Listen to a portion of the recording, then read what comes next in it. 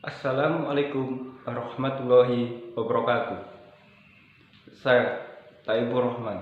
Dalam video kali ini saya akan membahas tentang materi pelajaran PPKN kelas 10 KD 3.6 dengan tema ancaman terhadap negara dalam bingkai Bhinneka Tunggal Ika. Nah, dalam video pembelajaran kali ini saya akan mengupas tentang apa sih yang dimaksud dengan ancaman? Lalu ada apa saja dalam ancaman? Ancaman dibedakan menjadi dua, yaitu ancaman non-militer dan ancaman militer. Nah, kita akan membahas tentang ancaman non-militer, apa saja yang ada di dalam ancaman militer dan apa saja yang berada di ancaman di bidang militer. Baik, langsung saja kita akan membahas. Ancaman adalah suatu tindakan atau suatu perbuatan yang bisa membahayakan kedaulatan negara, yang bisa membahayakan kelangsungan negara, yang bisa membahayakan kemerdekaan negara, yang bisa membahayakan keselamatan bangsa dalam sebuah negara. Nah, kalau kita belajar lebih detail apa saja bentuk ancaman di dalam sebuah negara, ternyata ada dua, yaitu ancaman non-militer dan ancaman di bidang militer. Keduanya ini sama-sama sangat berbahaya tergantung dengan keadaan dan situasi atau dengan perkembangan zaman. Kalau menurut saya, ancaman di bidang militer itu lebih bahaya pada waktu Perang Dunia I dan Dunia II. Itu adalah sangat berbahaya karena di mana sebuah negara saling unjuk gigi untuk memperkenalkan kepada dunia internasional bahwa dia adalah negara yang kuat, dia adalah negara yang adidaya. Nah, kalau di zaman sekarang bentuk ancamannya lebih beda lagi, yaitu dirubah. Bentuk ancamannya bisa berubah, bersifat ideologi, bersifat politik, bersifat ekonomi. Nah, di bidang ekonomi ini adalah ancaman yang sangat serius karena sebuah negara tidak akan bisa hidup dalam keadaan ekonomi domestik atau internal di dalam sebuah negara itu sendiri. Nah, lalu ada ancaman sosial budaya, lalu ada ancaman tentang hukum dan keamanan. Nah, untuk lebih jelasnya, coba kita bahas satu persatu tentang ancaman. Ancaman di bidang ideologi.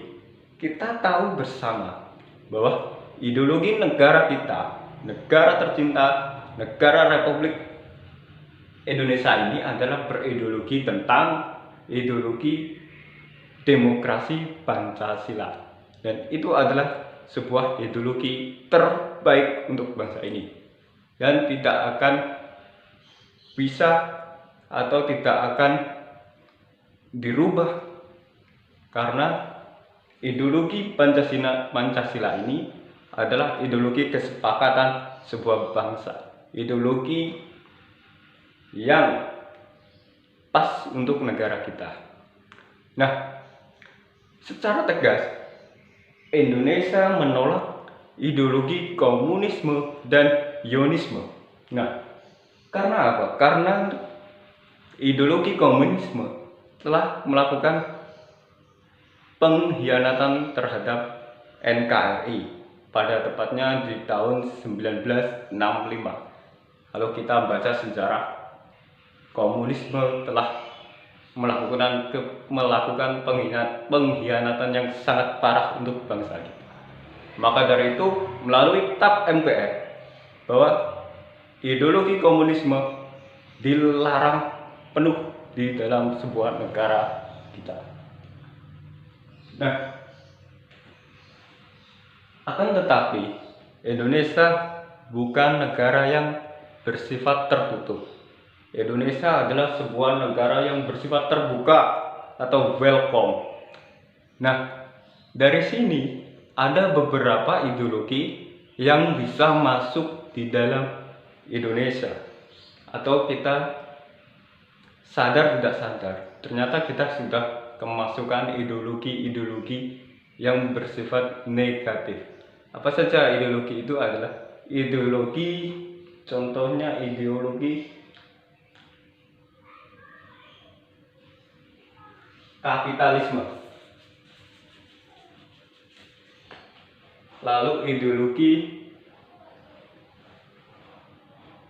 liberalisme.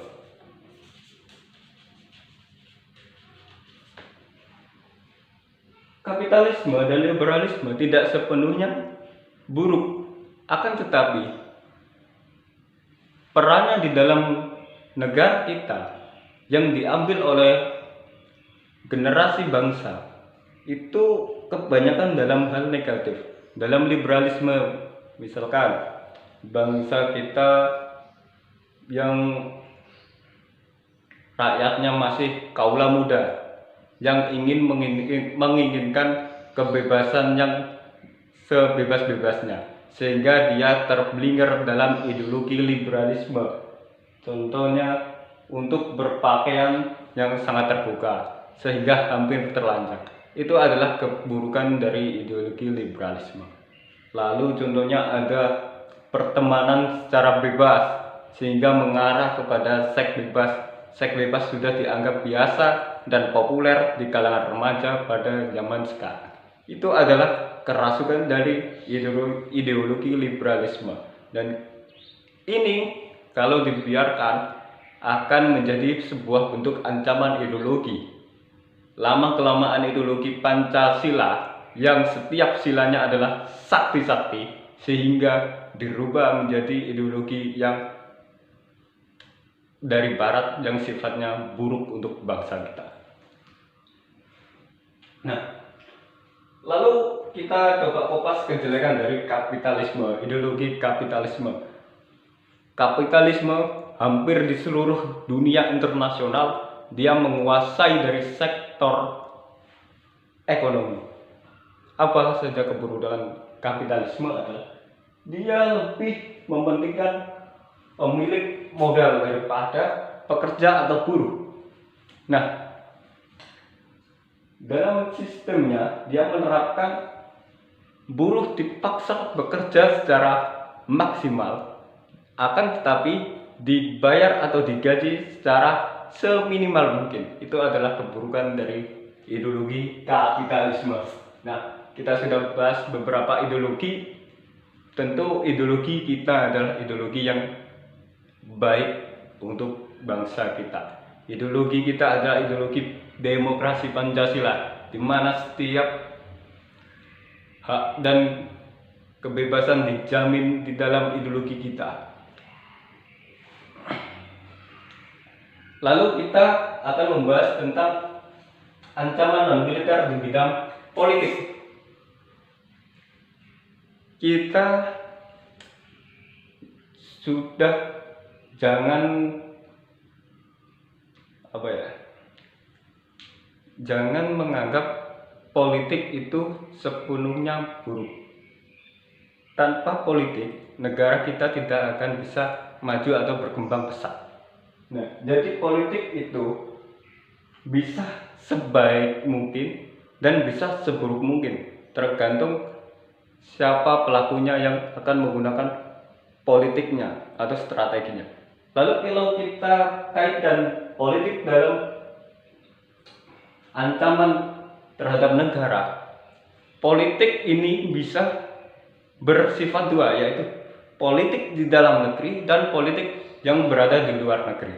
Kita akan bahas politik yang di dalam negerinya terlebih dahulu.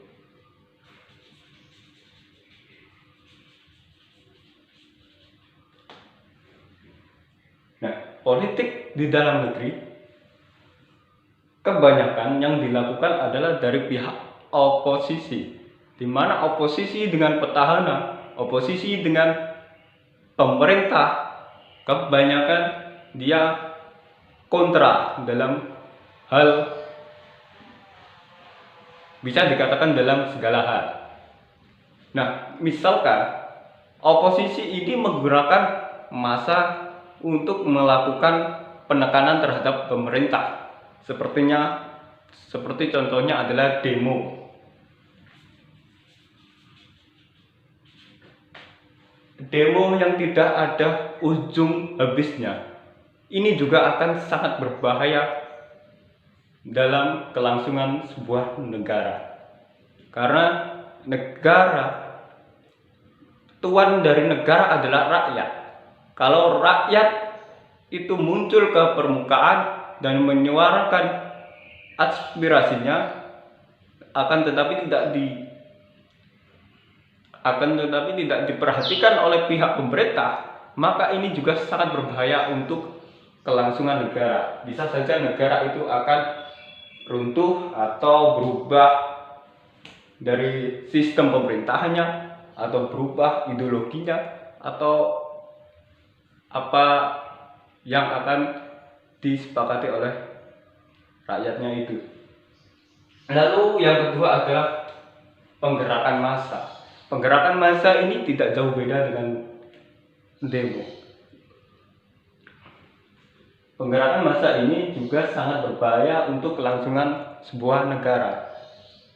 Nah, ini juga biasanya dilakukan oleh pihak oposisi atau relawan-relawan yang peduli terhadap sebuah negaranya. Lalu kita kupas politik yang di luar negeri.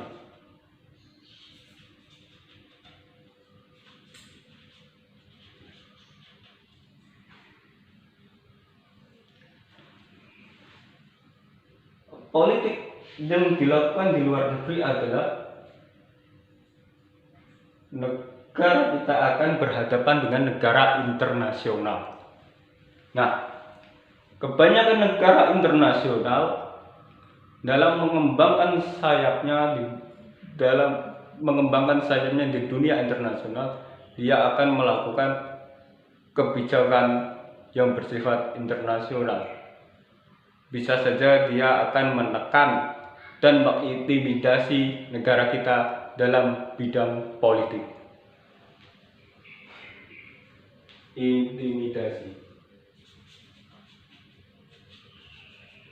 Intimidasi dari sebuah negara lain yang dilakukan kepada negara kita ini juga sangat berbahaya atau sebuah ancaman di bidang politik, karena akan mengganggu kedaulatan sebuah negara jika suatu negara itu selalu mendapatkan intimidasi terhadap dunia internasional.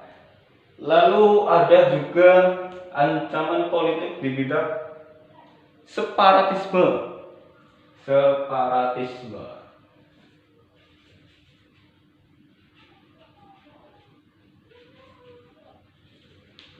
Separatisme ini kebanyakan dilakukan oleh orang dalam negeri yang ingin merubah bentuk negara atau ideologi negara, atau ingin memisahkan negara,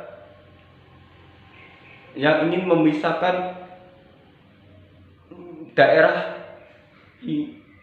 daerah untuk berdiri sebuah negara baru. Itu adalah separatisme yang dilakukan oleh rakyat di dalam sebuah negara. Dia ingin menarik dunia internasional sehingga dunia internasional tertuju kepada apa yang dilakukannya, seolah-olah dia membuat skenario bahwa di dalam suatu negara itu tidak melakukan keadilan kepada salah satu daerah, sehingga itu juga ancaman politik yang sangat berbahaya untuk kelangsungan sebuah negara. Lalu kita akan membahas tentang ancaman di bidang ekonomi. Nah, ancaman di bidang ekonomi ini sangat-sangat berbahaya. Seperti yang saya katakan dari awal tadi,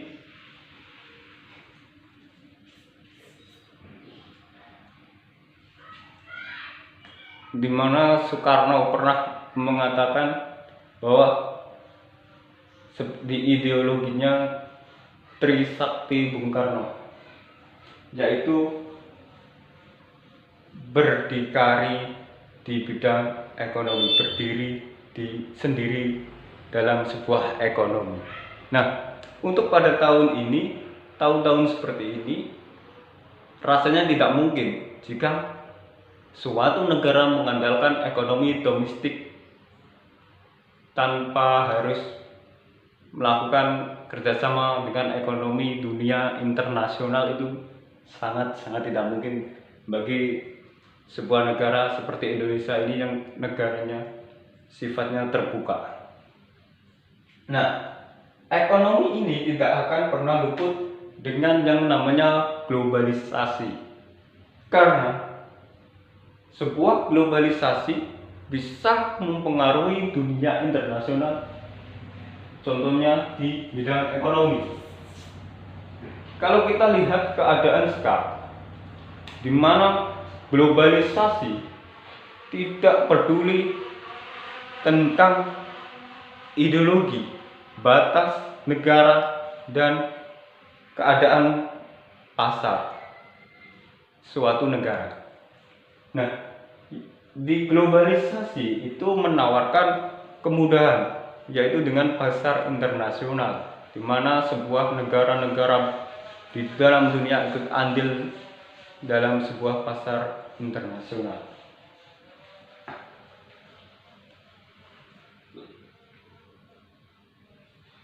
Lalu ancaman dari sebuah bidang ekonomi adalah ancaman sebuah negara di bidang ekonomi internasional adalah ekonomi domestik bisa saja kalah dengan ekonomi internasional kalau ekonomi domestik tidak laku di dunia internasional, dan kalau rakyat di dalam sebuah negara itu lebih suka barang-barang impor, barang-barang dari luar negeri. Itu juga sangat mengganggu suatu negara atau suatu ancaman di bidang ekonomi.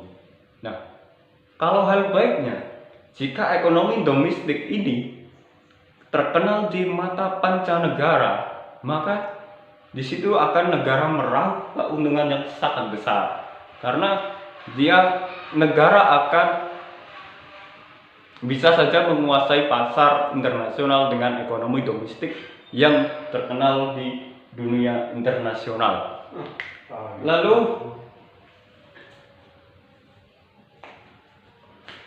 Lalu ancaman selanjutnya yang keempat adalah ancaman di bidang sosial budaya. Kita bahas tentang sosialnya dulu. Negara kita adalah negara yang majemuk, negara yang multikultur, berbeda-beda akan tetapi tetap satu dua, berbeda-beda bahasa, berbeda-beda suku, agama, ras, kepercayaan, golongan, organisasi, dan pilihan politik pun berbeda-beda. Akan tetapi negara kita telah menghargai itu dan memiliki toleransi yang sangat tinggi. Itu adalah nilai positif yang harus kita jaga sampai kapanpun. Nah, ternyata keadaan sosial di dalam sebuah negara ini juga merupakan suatu ancaman jika sosial dalam sebuah negara ini tidak terjalin secara baik. Contohnya dalam ranah kecil, di dalam hidup di sebuah desa atau di sebuah perdesaan, kalau tidak memiliki rasa sosial yang tinggi, maka desa itu akan selalu mengalami masalah ya dalam bentuk sosialnya. Contoh keadaan sosial di desa, ketika ada seseorang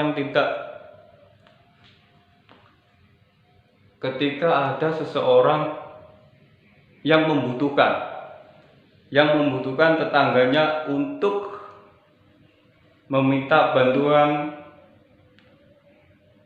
dalam sebuah hajatan.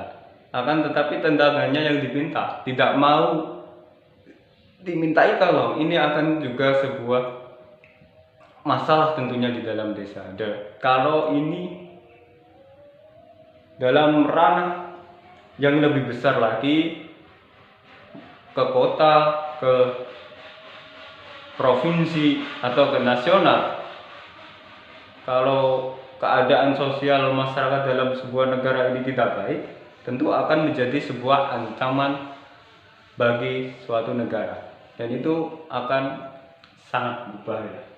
Lalu keadaan budaya, seperti yang saya sebutkan tadi, budaya di Indonesia ini sangat banyak, baik budaya-budaya dari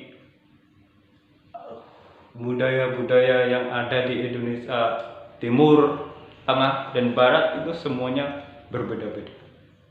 Kalau rakyatnya tidak memiliki toleransi yang cukup tinggi, maka perbedaan budaya ini akan menjadi suatu masalah, dan itu sangat membahayakan kelangsungan sebuah negara. Nah, ini kita sudah bahas yang di dalam negeri. Lalu kalau keadaan sosial di luar negeri, tentunya harus lebih baik lagi, karena syarat berdirinya sebuah negara adalah mendapatkan pengakuan terhadap negara lain. Tentu negara Indonesia yang sudah merdeka selama 74 tahun ini harus menjalin sosial yang baik kepada dunia internasional. Salah satunya keadaan sosial yang dilakukan Indonesia adalah dengan tergabungnya di PBB, tergabungnya di Perserikatan Bangsa-Bangsa ini adalah Indonesia telah menunjukkan kalau Indonesia adalah negara yang sosial, ingin bersosial kepada negara-negara internasional, ingin menjalin persahabatan dan persatuan kepada negara-negara internasional agar tercapainya suatu kedamaian dunia. Lalu di bidang budaya ini Indonesia harus sangat berhati-hati, karena pemuda pada saat ini lebih tertarik dengan budaya barat, budaya yang menawarkan kebebasan, yang tanpa ada batasan agama yang mengikatnya, sehingga kebebasan itu terjerumus dalam sebuah kebebasan yang sangat-sangat bebas, seperti kebebasan berpakaian atau budaya berpakaian barat yang masuk ke Indonesia. Lalu budaya pertemanan yang bebas sehingga mengarah ke seks bebas. Ini adalah sebuah ancaman di bidang budaya. Kalau ini tidak diatasi, maka generasi penerus bangsa akan bobrok. Kalau generasi tua yang memimpin negara sudah tidak ada, generasi muda yang bobrok ini menggantikan generasi tua, maka hancur sudah suatu negara. Maka ini harus segera diatasi oleh pemerintah, dan tentunya tidak menjadi tanggung jawab pemerintah saja, tapi menjadi tanggung jawab kita bersama. Sebagai generasi penerus bangsa, kita harus bisa menyeleksi budaya-budaya yang masuk di negara kita. Tidak semuanya kita terima, harus kita terima yang baik-baik saja. Lalu ancaman non-militer di bidang hukum dan keamanan. Kita kupas hukum terlebih dahulu. Kebanyakan orang menganggap hukum itu hanya dimiliki oleh mereka yang memiliki jabatan penting di dalam sebuah negara. Nah, hukum ini bisa menjadi ancaman ketika hukum itu sifatnya tebang pilih. Hukum yang ada di dalam suatu negara yang tidak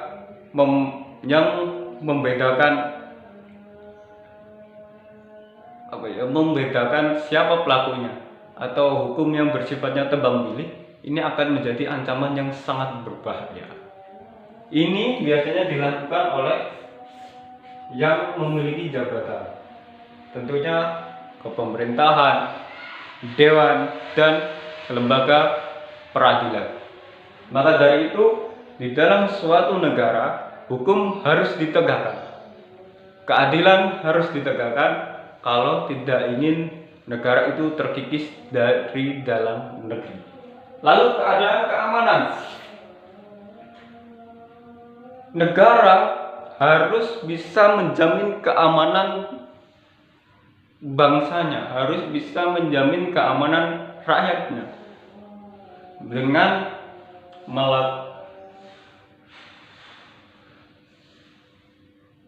karena keamanan suatu bangsa atau keamanan rakyat ini adalah sangat penting. Kalau keamanan tidak dilakukan oleh pemerintah dalam suatu negara, bisa saja ini menjadi ancaman yang sangat serius. Contohnya, kalau tidak ada keamanan, kalau tidak yang menjaga sebuah keamanan di dalam negara ini adalah pihak dari kepolisian atau Polri, kalau Polri tidak tegas dalam masalah keamanan, maka negara ini bisa saja rancu atau lemah dalam keadaan di dalam negara, di mana perampokan merajalela, kejahatan merajalela. Ini menjadi masalah yang sangat penting bagi sebuah negara. Maka dari itu, tugas dari kepolisian adalah melindungi, melayani, dan mengayomi.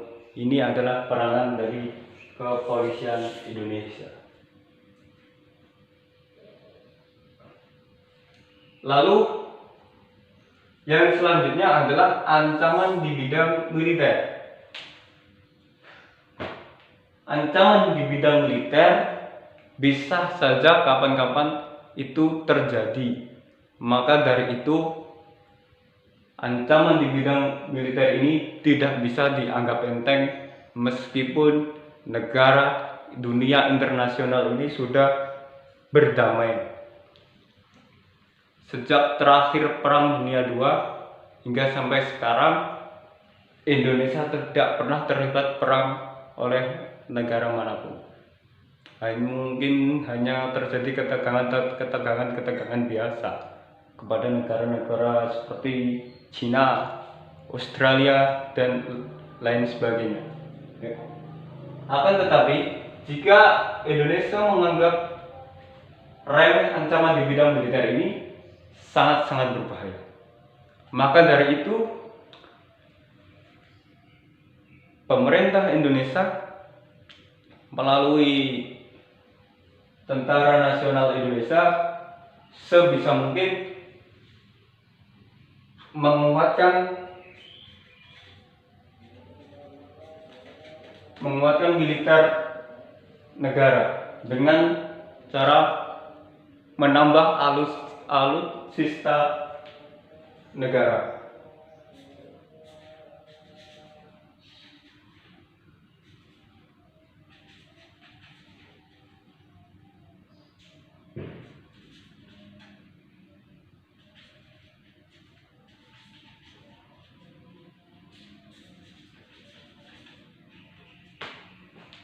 Dengan menambah alutsista persenjataan negara untuk berjaga-jaga sewaktu-waktu kalau Perang Dunia Ketiga ini meledak, maka Indonesia sudah sangat siap kalau keadaan militer Indonesia ini mumpuni, bagus, dan alutsista yang sangat mumpuni untuk melakukan perang kalau seandainya perang dunia ketiga ini terjadi dan melibatkan negara kita tercinta, yaitu Negara Kesatuan Republik Indonesia.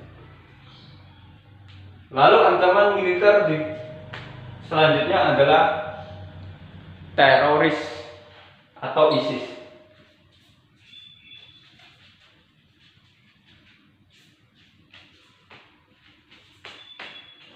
Nah, teror yang dilakukan oleh orang dalam negeri maupun luar negeri ini juga sangat berbahaya bagi negara Indonesia, atau ancaman yang sangat serius bagi negara kita. Karena teror ini adalah dia bergerak atau melakukannya dengan menggunakan alutsista atau persenjataan. Ini tentu sangat berbahaya kalau tidak dihadapi dengan kekuatan militer yang ada di dalam negeri kita. Nah, lalu selanjutnya adalah ancaman dari militer ISIS. Akhir-akhir ini dunia internasional dibuat geram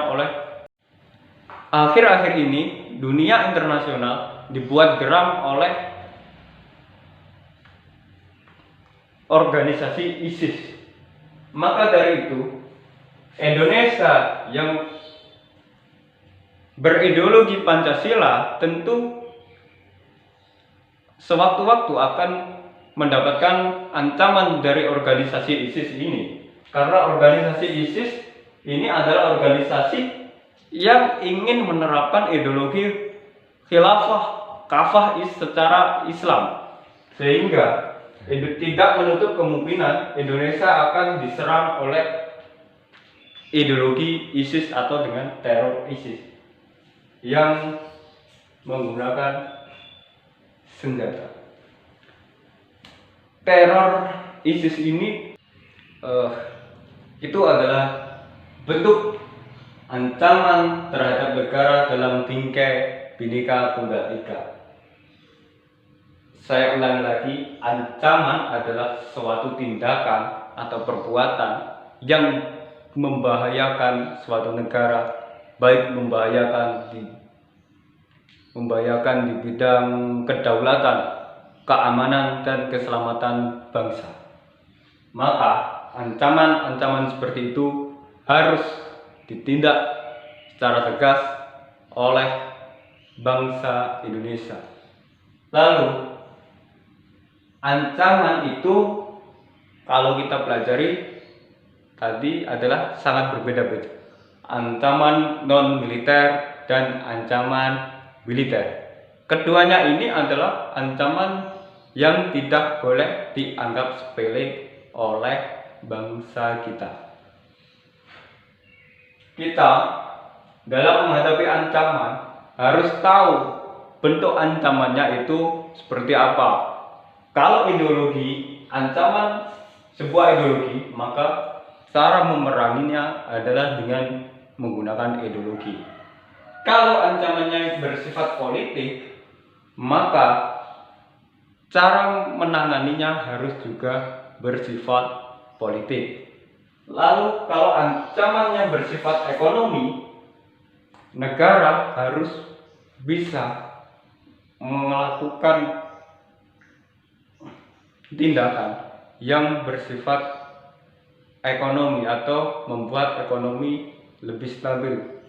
Lalu kalau ancamannya di bidang sosial budaya, ini tidak hanya melibatkan peranan dari pemerintah, tapi harus melibatkan seluruh bangsa yang ada di dalam sebuah negara. Lalu hukum dan keamanan ini adalah sebuah ancaman yang sering dilakukan oleh penegak hukum atau orang-orang yang memiliki jabatan di dalam sebuah negara. Lalu ancaman di bidang militer, yaitu adalah suatu ancaman yang secara terang-terangan menggunakan persenjataan perang.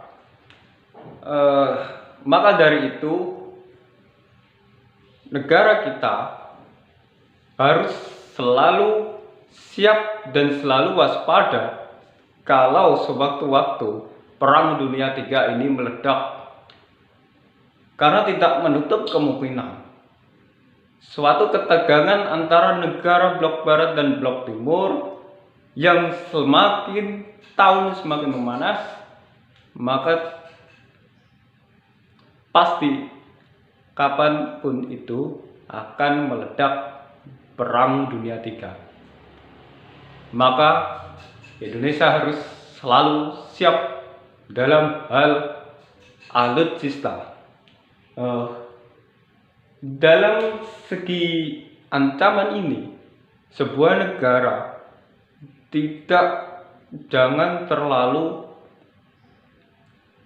percaya dengan yang namanya negara sahabat, karena sewaktu-waktu negara sahabat itu bisa saja mengkhianati kita dan mengibarkan bendera perang sewaktu-waktu. Maka dari itu kita harus selalu siap dan memperkuat militer, menambah alutsista untuk memperkuat negara dalam bidang militer, untuk mengatasi ancaman-ancaman militer yang sewaktu-waktu akan terjadi. Lalu ancaman teroris dan ISIS juga ini adalah ancaman yang notabene menjadi masalah di bidang militer. Tadi itu adalah sponsor. Lalu itu adalah menjadi tugas TNI negara kita. Baik, mungkin itu yang bisa saya sampaikan dalam video ini. Semoga bermanfaat dan menjadi wawasan kita dalam menambah ilmu kenegaraan kita, tentunya khususnya di bidang ancaman terhadap negara dalam bingkai Bhinneka Tunggal Ika. Semoga video ini bermanfaat. Saya akhiri. Wassalamualaikum warahmatullahi wabarakatuh. Merdeka!